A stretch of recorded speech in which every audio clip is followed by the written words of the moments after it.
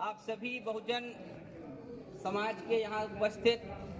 समस्त युवा नौजवान साथियों, हमारे महिलाएं, हमारी बहनें, आप सभी का हम बहुत बहुत क्रांतिकारी अभिवादन, जय भीम के साथ आपका अभिवादन करते हैं। खास तौर से इस पूरे कार्यक्रम के ऑर्गेनाइजर, जन परिवर्तन संगठन के तमाम संगठन के कार्यकर्ता, भीम आर्मी, राष्ट्रीय एकता मिशन के सभी कार्यकर्ताओं को मैं बहुत बहुत आभार प्रकट करता हूँ। साथियों, आज जिस तरीके से पूरे देश के अंदर जो माहौल बनाया जा रहा है, वो किसी से कोई बात छिपी हुई नहीं है। एक तरफ आज हम लोग अपने इतिहास को याद कर रहे हैं, अपने पुरखों को याद कर रहे हैं, 1818 की क्रांति को, जब इस देश के अंदर 1818 में बाजीराव द्वितीय ने दलित, शोषित, वंचित समाज को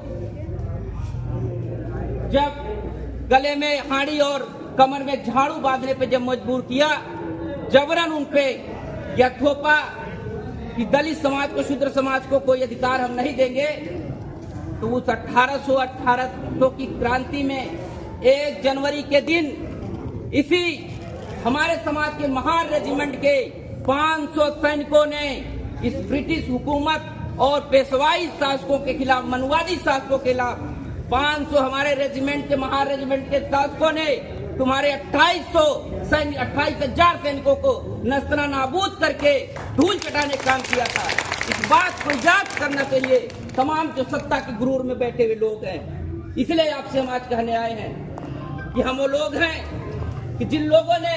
इस देश को निर्माण किया है, जिन लोगों ने अपने खून पसीने, अपने जीवन का बलिदान देकर इस देश को बनाया है, उसी में से इस देश के अंदर हम सबसे पहले पूरी दुनिया को मानवता का संदेश देने वाले तथागत भगवान गौतम बुद्ध को नमन करते हुए, याद करते हुए, और दलित, शोषित, वंचित समाज के मसीहा, भारत देश के संविधान के शिल्पकार और पूरी दुनिया में अपने ज्ञान के दम पे अपना डंका बजवाने वाले और चलती फिरती लाइब्रेरी कहे जाने वाले बाबा साहब अम्बेडकर को नमन करते हुए, इस देश में जन्मे समस्त संत गुरुओं, महापुरुषों को नमन करते हुए आज आप सबके बीच अपनी बातचीत को कर रहा हूँ। साथियों, आप सबको याद है, कभी कुछ ही दिन पहले संसद सत्र के समय में इस देश के सर्वोच्च स्थान पे, सम्मानित पद पे बैठे हुए माननीय अमित शाह जैसे लोग हैं, जिनके ऊपर इस देश का तमाम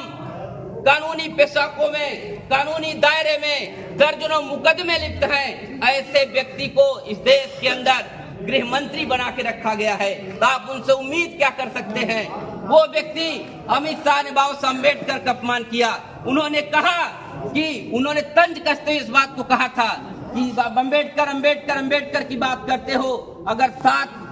जो है कि तुम जो है कि भगवानों की इस पे बात करते, 7 जन्म तुम्हारा जो है कि कहाँ चला जाता,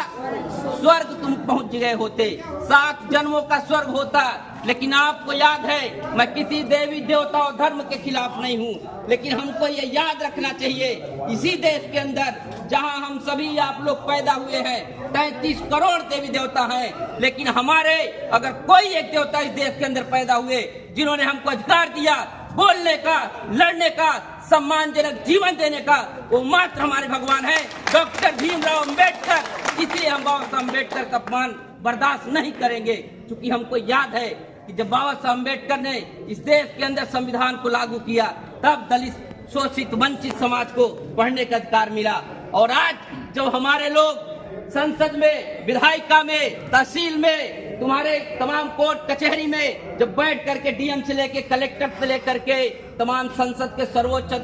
स्तर पे पहुंचने लगे, जहां पे बहस होने लगी संविधान में निहित तमाम अधिकारों की, शिक्षा की बात करने लगे, रोजगार की बात करने लगे, सम्मानजनक शिक्षा की बात करने लगे, 1 नेशन 1 एजुकेशन की बात करने लगे, तो अमित शाह को कुछ नहीं सूझा, पगलाया हुआ आदमी अम्बेडकर पे बात करने लगा। तुमको याद रखना चाहिए अमित शाह कि आज तुम्हारी जो औकात है वो चना बेचने की होती, अगर बाबा साहब अम्बेडकर इस देश में पैदा होते। तुम जिस समाज से आते हो, इस समाज को भी संविधान लागू जब नहीं हुआ था, केवल व्यापार करने का अधिकार था, धन रखने का अधिकार नहीं था। इसलिए तुमको याद करना चाहिए बाबा साहब अम्बेडकर की देन है संवैधानिक पद पे आसीन हो, ऐसे व्यक्ति को जिसको इस देश की सर्वोच्च न्यायालय ने तड़ीपार घोषित किया है, ऐसे व्यक्ति को इस देश का जब नकारा, इस देश का शासक करने वाले लोग जब गृह मंत्री बनाएंगे, इसी तरह कुल जुलूल की बात होगी। हम इस दशक में ये महसूस कर रहे थे, 2014 के बाद पूरे देश के अंदर एक लहर फैली, तमाम बड़े बड़े नारे आए, तमाम स्लोगन आए कि बहुत हुई महंगाई की अब की बार फला की सरकार, बहुत हुआ बहु बेटियों पे अत्याचार अब की बार फला की सरकार, बहुत हुआ अत्याचार अब की बार किसानों, बहुत हुआ किसानों पर अत्याचार अब की फला की सरकार। लेकिन बहस कहाँ चली गई? अच्छे दिन की बात करने वाले हमारे अच्छे दिनों को, हमारे हक अधिकार को रोज बरोज अपने जो है कि पैरों तले उछलने का काम कर रहे हैं। हमारे संवैधानिक अधिकारों को, हमारे संवैधानिक अधिकारों में दर्ज भारत देश के संविधान के एक एक पन्ने को छिन्न भिन्न करने का काम कर रहे हैं, जिसका पूरा बहुजन समाज कभी जो है कि एक्सेप्ट नहीं करेगा, स्वीकार नहीं करेगा। इसलिए चूंकि हमें जानते हैं, किसी ने एक लाइन कहा है कि तुम्हारे सामियाने आज गिरे या कल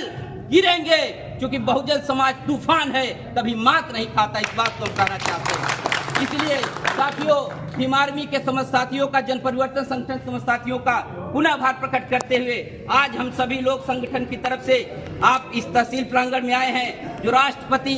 महोदया के संबोधित ज्ञापन एक सौंपेंगे, और साथ ही साथ हम चूंकि इनको एहसास दिलाते, हम इस साथ तक एक बात पहुंचाना चाहते हैं कि हम 1818 की क्रांति को याद कर लेना, जो हमारे पास शुद्ध पहनने को कपड़ा नहीं